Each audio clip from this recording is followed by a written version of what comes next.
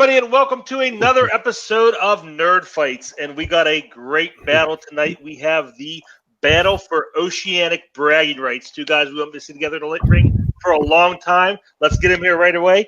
Making his debut in the Nerd Fights ring, he is New Zealand's favorite son. That's right. It's not Taika Waititi. It's not Peter Jackson. It is Malcolm Goldie Lay. Malcolm, how you feeling tonight? You ready to represent all your fellow New Zealanders? I'm feeling confident as I ever will be.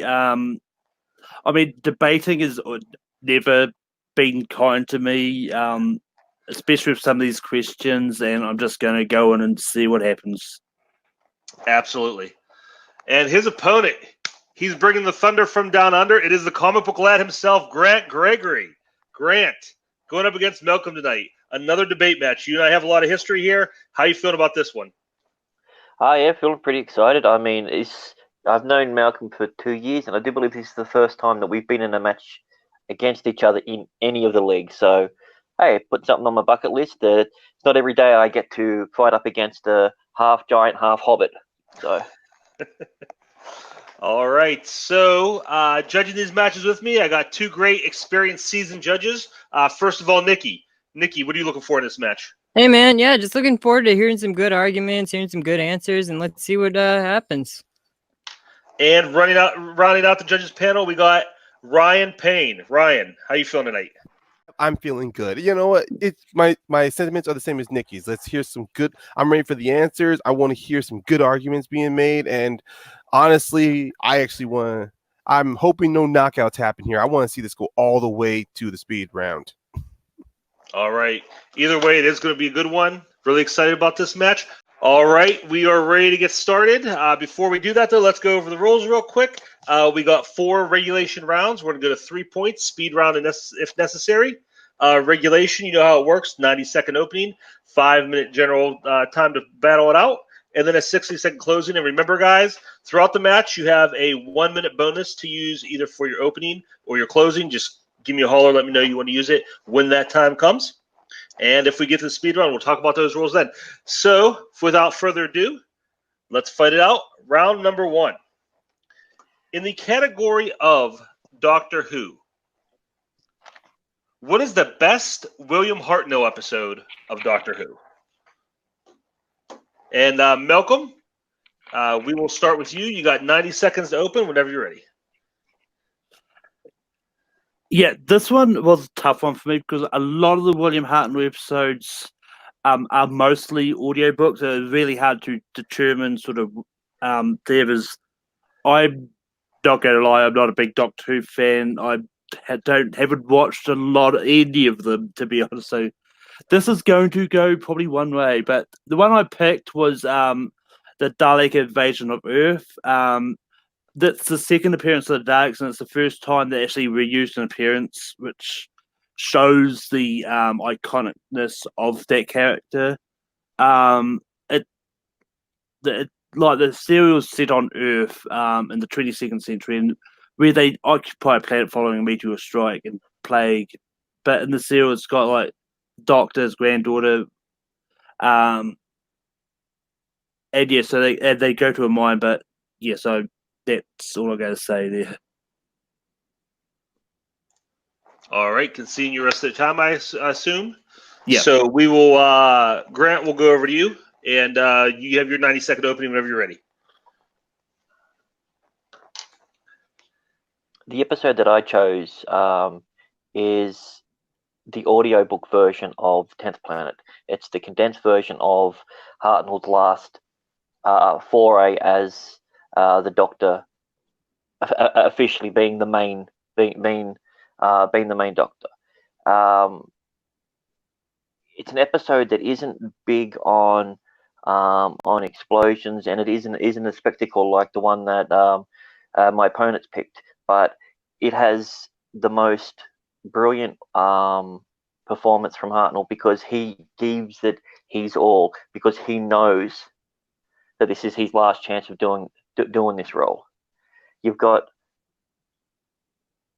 something that transcended the entirety of Doctor Who. It became something I don't like to use the word magical, but in television history, magical. We had a person going out and a person that was going to be replaced. And this isn't like a Dick York, Dick Sargent sort of thing where, oh, no one knows the difference. They found a way to continue the story on, and Hartnell knew this, and he put everything into his performance. And for me, that's the reason why this is the best episode. All right. So we have the 10th planet versus the Dalek invasion. Gentlemen, whenever you're ready, you got your 5-minute general battle here. Fight it out. I mean, the one problem with the 10th planet is it's incomplete. If you try to look it up, episode 4 was lost, and the only way they've managed to restore it was because finding various stalls and that to try and finish off. It would make it really hard to watch. The Dalek Invasion of Earth is one of the highest rating ones of this. Like, this consistently had lot of viewers. Well, it might have been the most rated one. That was because it's a spectacle. It's based purely and simply on what it was. It's not a story that has a lot of story to it. It was a promotion because the Doctor Who ratings were starting to dwindle. So they had the Daleks walking around the streets. They had the Daleks in Buckingham Palace. And if you want to talk about the episode and the story, all right, let's look at the story. They invade Earth. They get beaten in the most easiest way, and the big top off at the end. The only part that people like at the end was when he leaves his granddaughter there. And then a few episodes later, that history has been completely erased. So, I mean, if you're saying the best episode is the one where he technically kills his last living relative or erases her from existence, I mean, that's fine. I'm talking about the episode that puts the heart in Hartnell. He knew he was going at that. This was a man who was on his last leg mentally, and he gave it his absolute all. Every second of that episode, you listen to the audio, you can hear the passion, you can hear everything in there. His performance was better than the episode. The episode itself grew because of his performance. The story-wise, it's not this huge thing. They go to a planet, stuff happens, and he dies. But throughout the entirety of the episode, it's the first time he's coming to grips with knowing I'm gonna have to regenerate. They've brought out this new thing, which, as I said, it transcended Doctor Who. If it wasn't for this episode, then you wouldn't have some of the greatest episodes of all time. You could take your episode out of Doctor Who continuity, and the only thing that would change is his granddaughter wouldn't be around either way because of what happened in future events. But nothing changes. The episode itself, your episode, was a spectacular. It wasn't a story. It wasn't a movie. It was just a spectacle. And spectacles aren't episodes. This was a complete from start to finish, the best, most heartbreaking. I mean, men, women, children were in tears over everything. The performance was good. The story was improved because of the performance. And let's be fair, all stories back then were all pretty average, but this one transcended. Yeah, but I mean, you say spectacles can't be episodes. I mean, to take an example from another realm, the Arrowverse crossover episodes, that you could say they're spectacles, but they're also really great episodes as well. And well, I mean, if you want to go something a route like that, that's just basically saying that's taking other shows and putting in there. You know, Torchwood and Doctor Who crossover would have been a better example. Your example that you used to try and rebut doesn't work because you're talking about taking 5 shows into one. So there's 5 lots of people and there are 5 different stories that are combining into one. Where this was just a spectacle of an episode. They even said that's what it was. It was a publicity stunt, and people liked it. I mean, and the problem that we have with this now is that you can go and listen to the audiobooks, and it's still as good as it was back in the day. You will go back and watch the invasion of the Daleks. Let's just say the technology that they had there to produce the stuff isn't as good. It doesn't hold up. Graphics-wise, it doesn't hold up. Story-wise, it doesn't hold up because there were so many other stories that have come out since then for bigger spectacles that make things more exciting. And it was a pretty boring episode. It just happened to have Daleks on Earth, something that we never thought we'd ever see. And that's all it was. Plain and simple. It wasn't anything more than just, here, look what we've done. Where it was a structured last episode, the best episode, to send him out on a high note. To the man who gave everything his all, he was diminished in his mind, and they put their heart and soul into making that the best episode ever. I mean, it's one of those ones like just because it does not make it the best one. I mean, this one just seems like it's a cliche kind of episode where they used to do a lot of regenerations with they Cliche. It was the first the time in TV transport. history it happened. How can something be cliche when it's the very first time it's happened? I didn't call your episode cliche because it's not, because it was the first time that they brought the Daleks to Earth. The one from other Doctors would have been the case. All right, and that's time. That's your 5 minutes, guys. Now we're going to go into your closing arguments. Malcolm, you opened this up. So, Grant, you're going to go first, and you have 60 seconds to close here. Thank you, sir.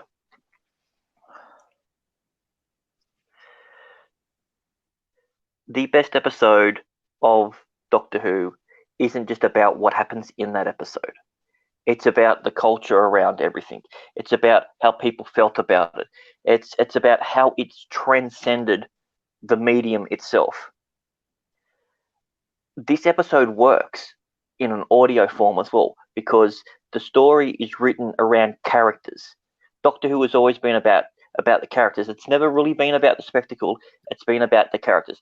And this is going through the journey and the end of the very first Doctor. Usually a show finishes. The episode is that good that they were able to do this episode so well that we were able to have a 50-year, and soon we're going to have a 60-year anniversary for this television series. If they weren't able to do that, your show can't say the same thing. If, as I said, you take it out, it's just another invasion episode.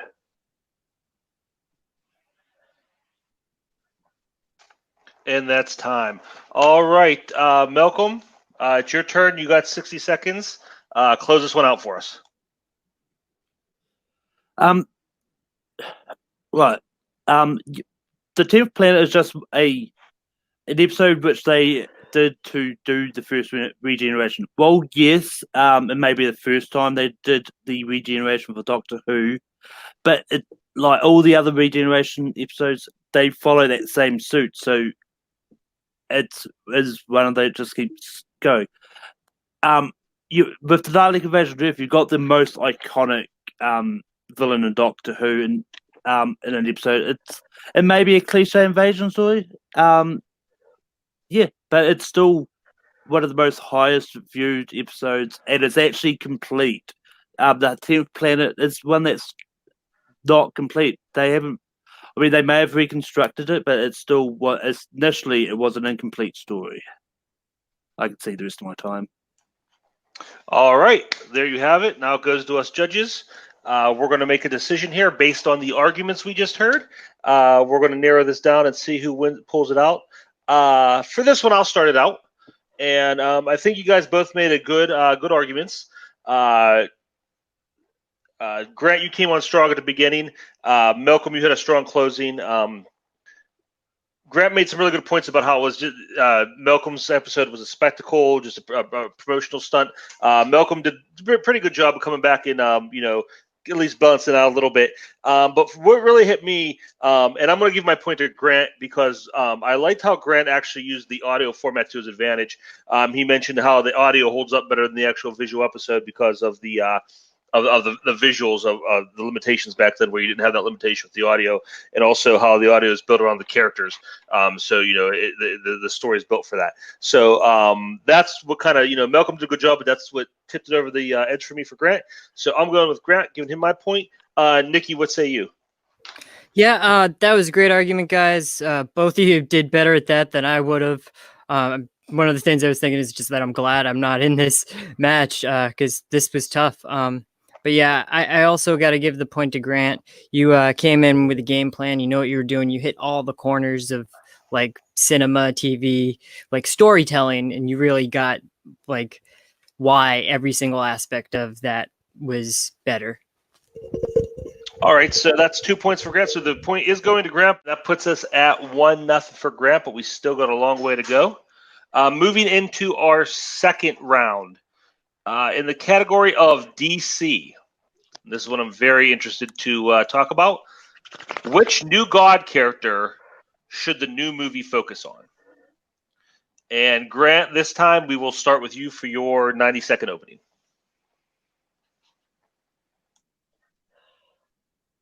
Okay, so we have the New Gods, a new movie coming out, and it needs to be something that's going to be a little bit different because the New Gods aren't your typical superheroes / supervillains.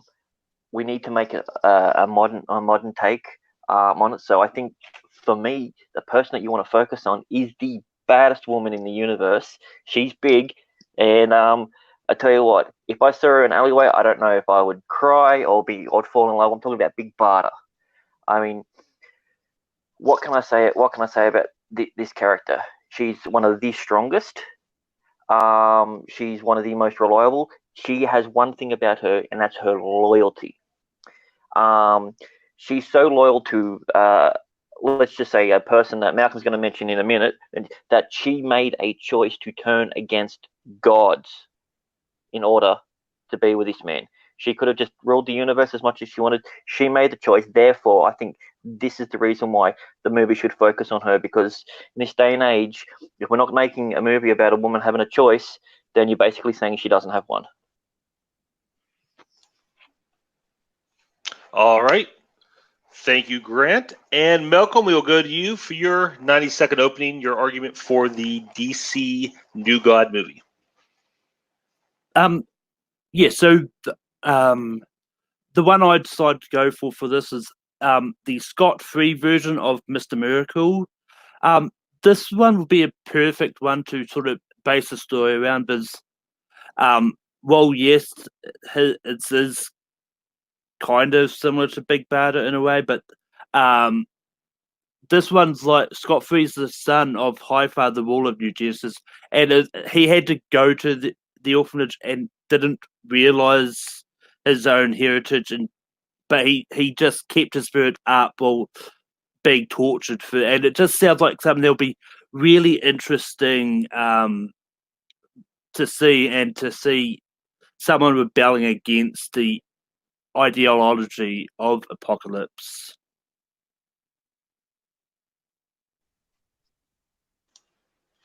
You can see your time? Yep. All right. Okay, gentlemen, have at it. Scott Free versus Big Barda, 5 minutes. Okay, so basically what you're saying, it would be good to see a story where the person rebelling up against the ideology of Apocalypse, that's Big Barda. She was into that world. It's easy to rebel against someone when you're being tortured by that group of people. You know, when you're being punished and you're being forced to fight, and you had to learn to escape and everything. It's easy to rebel against them. This is a movie about choice. She chooses to pick the man that she loves. His story is just as important as hers, in a way, but we've got to make a modern take on it. It has to be about her. She makes a choice. She goes up against the rest of the New Gods. She picks the person that no one wants her to pick. She's making a choice, and she stands by it. The story will be based purely and simply on her and her decisions. He's in it. He's a side character. He's the essentially like the MacGuffin of the story. Important, but the focus is her. She is the one that. Well, I mean, let's be fair about one thing.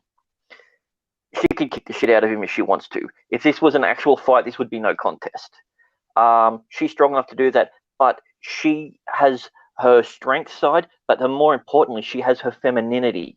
She has a female side. She shows that she can be this huge warrior and everything, and the most caring and loving person. She nurses him back from the brink of death, singing to him. A warrior who's decapitated thousands and thousands of people, doing this for this man that she loves. She makes a choice. He doesn't trick her or anything like that. It's 100% her choice, and that's why it should be about her. Yeah, but the problem with that is, and while it could be a good choice, if you try to market this movie to someone who doesn't really know comic books that well, they're going to think, oh, is she supposed to be Wonder Woman? With Scott Free, you've got someone who's different, someone who someone who looks exactly like Iron Man, has a drinking problem, just like Iron Man. has the same build like Iron Man, has the same reddish kind of suit like Iron Man. The comic book characters look similar to each other. She's a new god. She's not Wonder Woman. She's not on this other island. She's known as Big Barda. She's known as a bad guy, essentially. That's how you introduce her. You show a character up from being a bad guy to finding love. In the strangest of places, you can even make this film a romantic film. It doesn't have to be a big action set piece. I know being New Zealand and have Peter Jackson in your lineage, the big spectacles are important, but it doesn't need to be. Scott Free's story has to be. It has to be the huge spectacle because he escapes from a place and then gets somewhere else. But he doesn't get there without her. She's the key. You can make any sort of story out of her. She's so diverse with her story and what you can do with her. But even if they did a movie with focusing on Scott Free, it doesn't mean it has to be a big spectacle. There's been so many other time movies out there which people have speculated that it will turn into a big spectacle. It's not really, because Iron Man wasn't really all that big spectacle, but I digress. I think Miss Miracle will make a more interesting one just because it's just the way that it is, like someone that doesn't really know their background and someone who keeps their spirit up while being tortured. It's not something you see a lot. A lot of times you see people break really quickly. Well, he does. That's the whole point. He's a broken man. She nurses him back to something. Without her, he's nothing. And not once have you even mentioned her in your film. So your film's based solely on him and not her. And that doesn't work.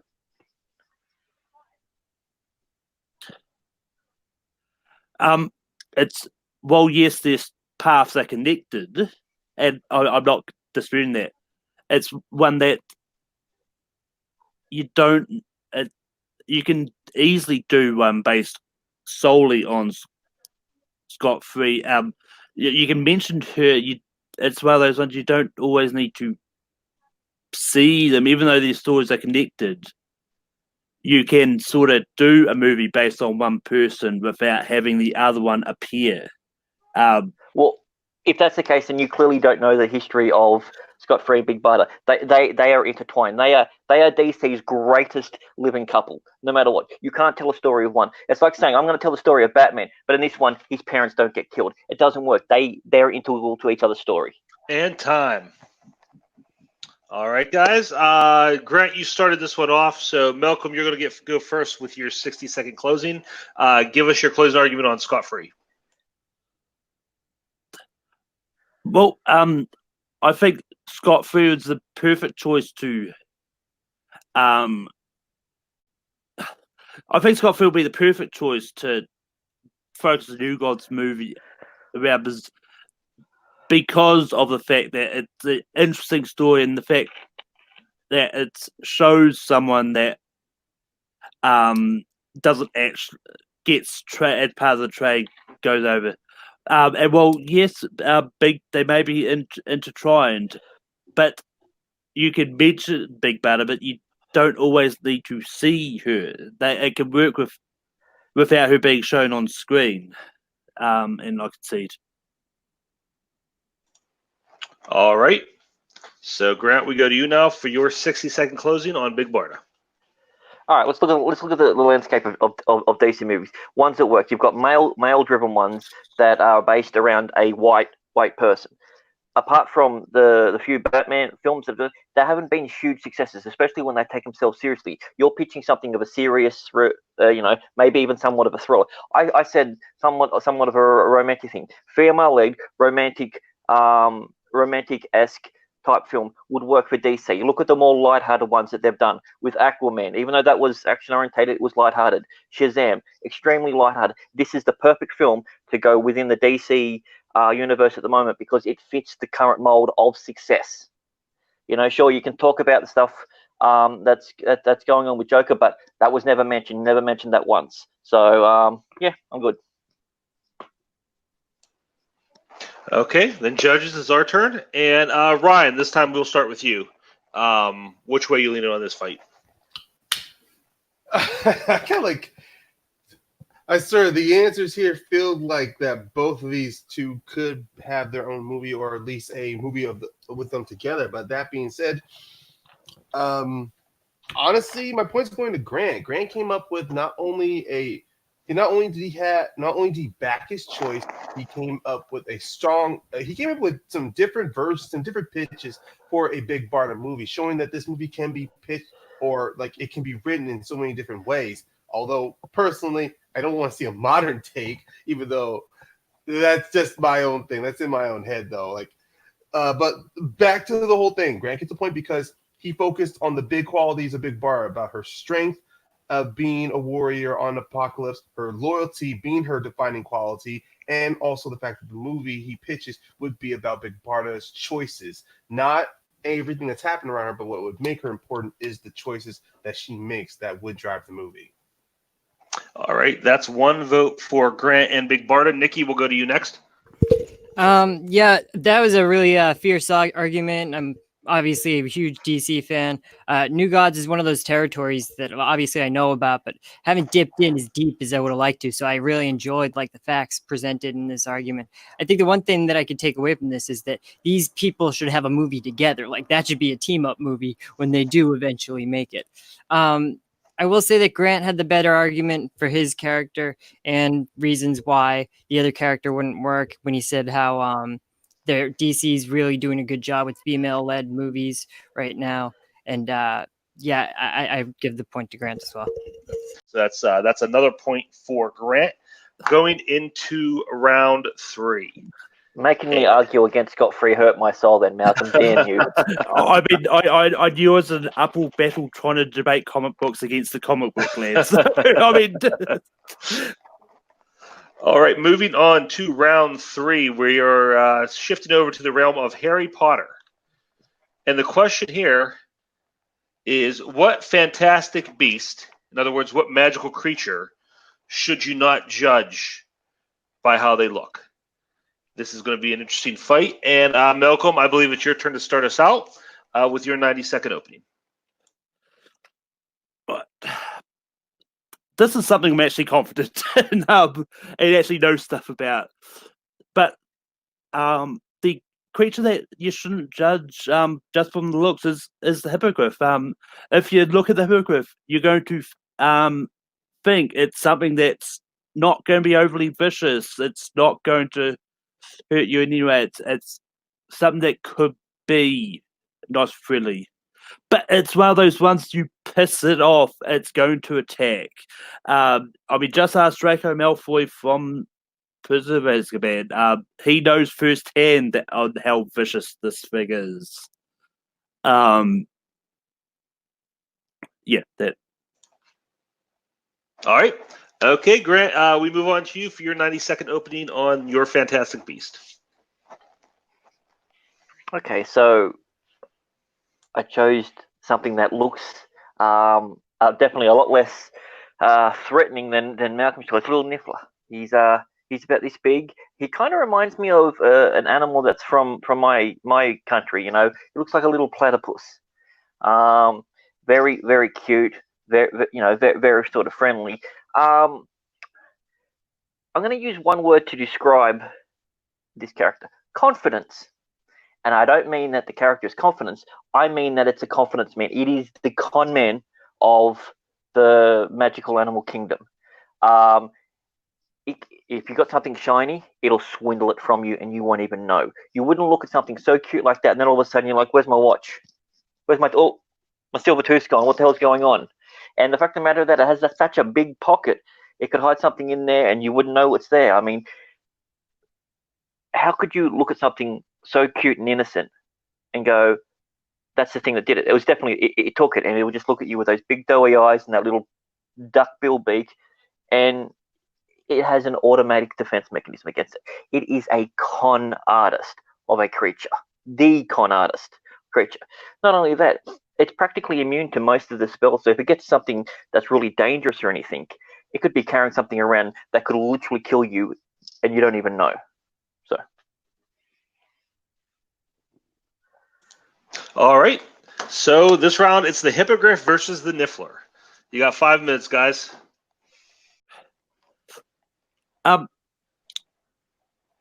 So the thing with the Niffler is, well, yes, it does look cute, and that it does also have limitations, as shown in Fantastic Beasts. There was moments in which it had taken a lot of items, and at the times it had items trailing behind it. So there's only a limit to how long it can keep up the con for. Well, yes, if you look at it cute, but if you also know the creature quite well, you'll go. It's going to have tells that you're going to know. With the Well, the Hippogriff, question is not about how well you know the creature. It's about when you see it, not to judge it. So I mean, it doesn't matter how well you know its lore. This is not a question based for that. Your creature, you said, looks like it wouldn't hurt you. It has the head of one of the most vicious and prolific killing machines on the planet. It's over 8 foot tall. It's got the stamina of a horse, because let's face it, it practically is.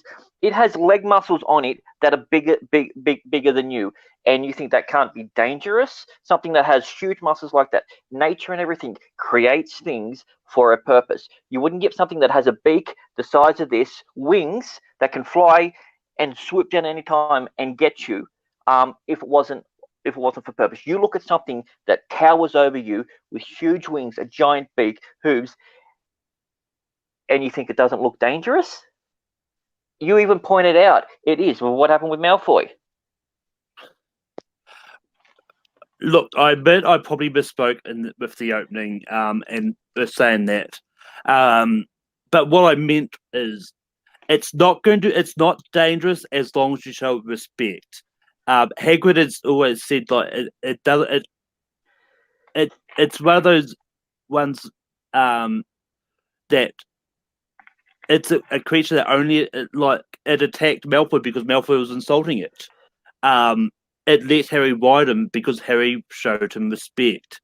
And I mean, well, yes, your point about knowing the creature is valid, but it's also one of those ones when it comes to looks at that with the Niffler,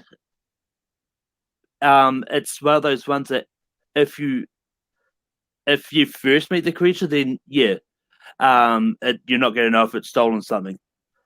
But if you own a Niffler and it steals something else, I mean, if I owned Hippogriff, that would be a different question entirely. That's not the focus of the question. The focus of the question is what one you shouldn't judge by the look of it. By the look. Okay, let's just put the Niffler and the Hippogriff next to each other. Which one looks more dangerous? You say it's yours. You're talking about how you got to show yours respect, and it'll be nice to you. It doesn't matter how much respect you show Niffler. He's taking your watch. He's taking your jewelry. He's going to take everything. Respect means nothing to him. He's got the shyness. He wants it, and as you said, he wants it so bad that he can overstuff himself with the stuff. That's how bad it is. You wouldn't look at something so cute and innocent and think that. You look at something that's built like the most giant killing machine on the planet. That looks scary. The only reason why the other ones weren't scary is because they are magical and they know about magical stuff. You come across that, I come across that, you're telling me you're not shitting bricks? What are you going to do? You're not going to run away. It's got fast enough legs to chase after you. You can't fly because it's got wings. And what are you going to do? You're going to hide somewhere up a tree? It can chop a tree down with its beak. It's huge. It looks intimidating. It's the scariest looking thing. It looks scarier than the giant spiders because it has more ways of killing you. And you can see that. It's all about how it appears. The appearance of this creature looks like it's designed 100% for murder and mayhem. Niffler looks like it's designed to cuddle, which is the reason why it's able to steal things off you quite easily. yes, but once again, yes, Hippogriffs do look like they're going to kill you. It's not going to do anything unless you piss it off. I mean, and that's the thing. You're standing face to face with the Hippogriff. Yeah, but your argument was it looks friendly. Not that it is friendly. Your argument was it looks friendly. And I'm saying it doesn't look friendly. It looks like it's designed to kill you, which it is.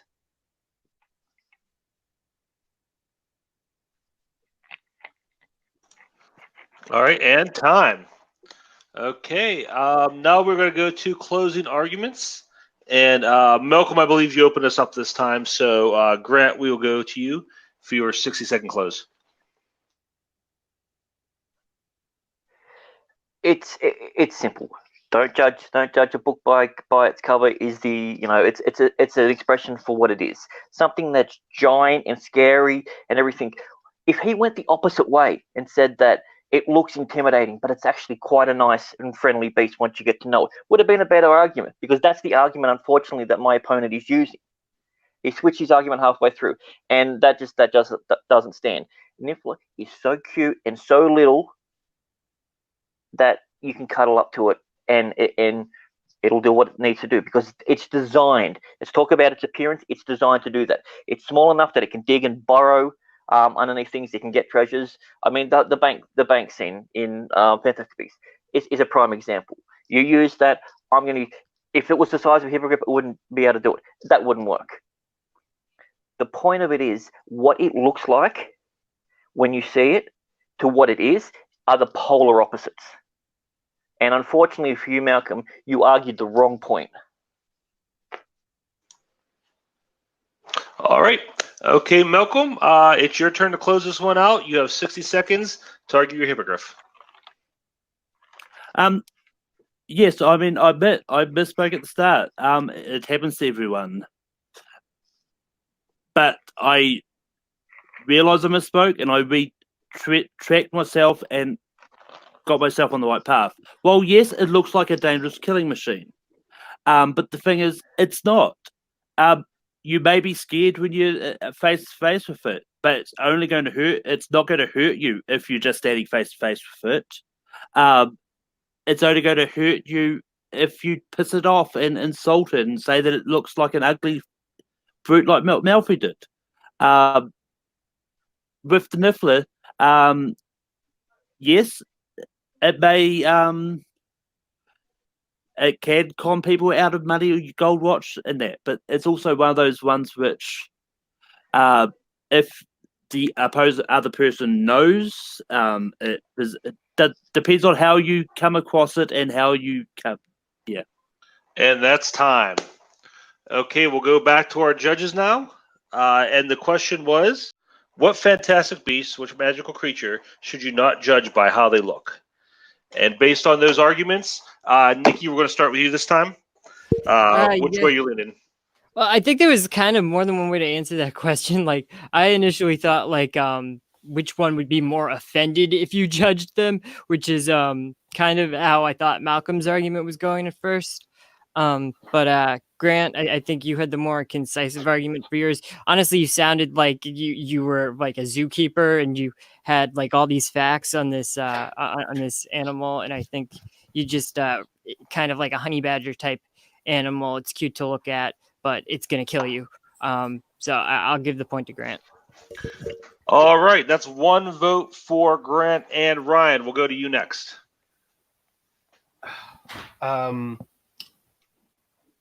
Yeah, the thing of the question was which animal, which Harry Potter creation you should not judge based on its appearance. And let's be honest, both these guys do have good examples of one of them. But it was during the debate round where Grant's description of the Hippogriff and of course the Niffler, they were kind of adding to and subtracting to his argument there. Malcolm did at least finally Malcolm did leave some great examples about judging the Hippogriff when it comes to the Malfoy reference. So ultimately, in the end, I'm sorry, but Malcolm did say it mainly fall to judging the Hippogriff. You just judge it from its appearance, being a creature. Like if you're more afraid of it than you are, then this creature. It's kind of like coming face to face with. I can't think of an animal right now. You know what? I don't want to come up with references, dragging out my thoughts. Sorry. You're adding points that he didn't mention about being afraid and everything. He never mentioned that once. You're referencing something that he didn't say. He never mentioned anything about Malfoy being afraid of it or anything like that, which you just said. No, I didn't say Malfoy. I said it was like Malfoy was offending it. But I understand what you're saying, man. But tracking back to, let me just circle here right around my notes. Okay, yeah. Grant had more details on the Niffler to why and his examples and his story. Pretty much describing the Niffler as this cute creature, the fact that it's a con man's creature, the fact that its appearance itself is deceiving, and the fact that if this creature does take something from you, it does lead to the mysterium. But Malcolm was reiterating the fact that the Hippogriff of a creature showed respect, don't insult it.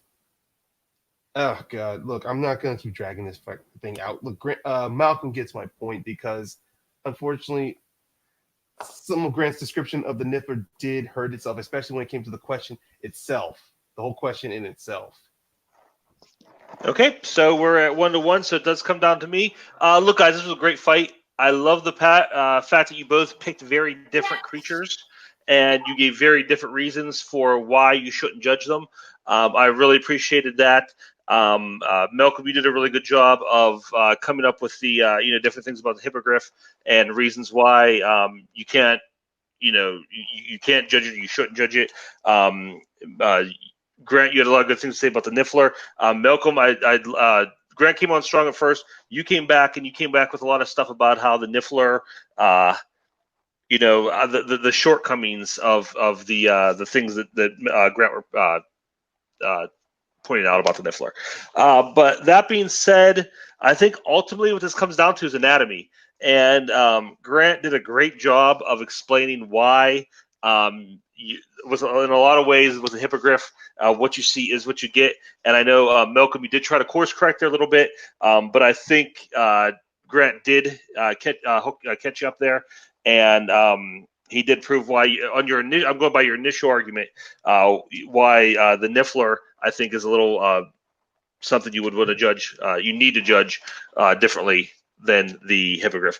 So I'm going to give my point to Grant, and that means your winner with a score of 3-0 is the comic book lad, Grant Gregory. So, gentlemen, good fight by everybody, and we'll do some post-match interviews right away. Malcolm, we'll start with you. And again, it's rough coming in a match like this. Anytime there's a lopsided score, very rarely does that reflect the actual quality of the arguments. I think you made some good points here, but the fights, they just didn't go your way. How are you feeling coming out of that?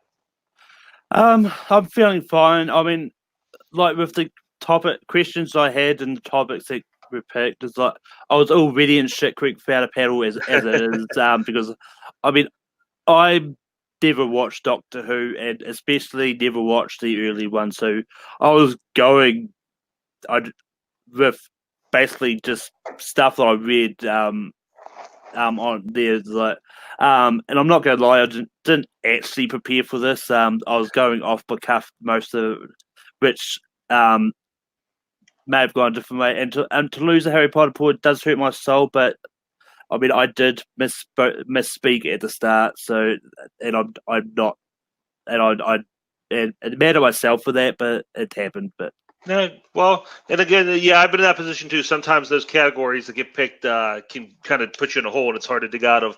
But great showing. I'm sure you'll be back soon, and we'll definitely see improvement on what you did today. But let's go down to our winner, Grant. In your debut, getting your first win in Nerd Fights. How you feeling about that? Like I do at the end of I feel like I've been beat up underwater. I feel like I get so worked up about the questions, especially something like, I mean, like Malcolm said, he went off the cuff with most of that was me for the Harry Potter. I haven't seen any of the Fantastic Beasts. I haven't read the book. I literally just went, what the hell's a Niffler? What the hell's a Griffin? Because I thought I knew which one it was from Harry Potter, but I wasn't 100% certain. And with Malcolm's thing, just to let you know, I also did have an argument prepared if you went the other way with your argument. So I wasn't just being just my argument only. I had an alternate argument with that one. So I would have liked to have seen you start off that last round with how you argued through it to see how my other argument would have went. But no, like, I mean, I love debates. I mean, I've done trivia and I've been champions in different leagues and everything, but nothing gets me more nervous, more amped up than debate. And especially because it was against Malcolm, someone who I've known for years, and easy to say we've been friends for 2 years, and we've never competed, which now we can say we have. So I'm thankful for Malcolm for that, and also with postponing the match earlier because I had a conflict of timing, and Malcolm was nice enough to allow me to do it again, and I want to thank you for that. You are a gentleman and a scholar. All right, congratulations, Grant. Gentlemen, thank you both. Thank you for bringing the passion, for your knowledge, your expertise. It was a great fight by both of you, and we all really appreciate it. Let me go to my judge real quick, get some final thoughts. Ryan, very quickly, give me your recap on this match. Honestly, I loved every question in this. The question, the answers were fantastic. To me, I could have listened to the DC question like 5 more times. 5 more minutes just to hear maybe like even more different pitches. Like what other version of Big Barter or Scott of a movie pitch they could have presented to us. And with Harry Potter, not much of I'm not familiar with most Fantastic Beast creatures too. So when he said the Niffler, I thought he was talking about the grass creature that's on the main character's pocket. So So his descriptions did help with the following through. But This was a great match, and makes me really terrified on whoever faces Grant in the future, or I remember judging that match because Jesus Christ. All right, thank you, Ryan and Nikki. We're going to have you close this out. Give us your final thoughts on this match.